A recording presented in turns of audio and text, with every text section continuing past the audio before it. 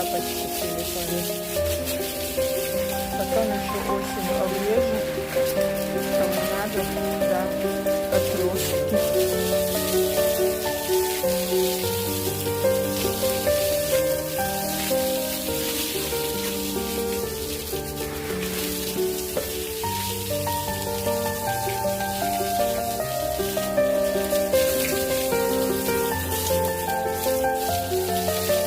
Завтра уберу виноград, который растет на заднем дворе. Там мешает тыква, конечно. Но все равно надо убрать. И птички поклюют.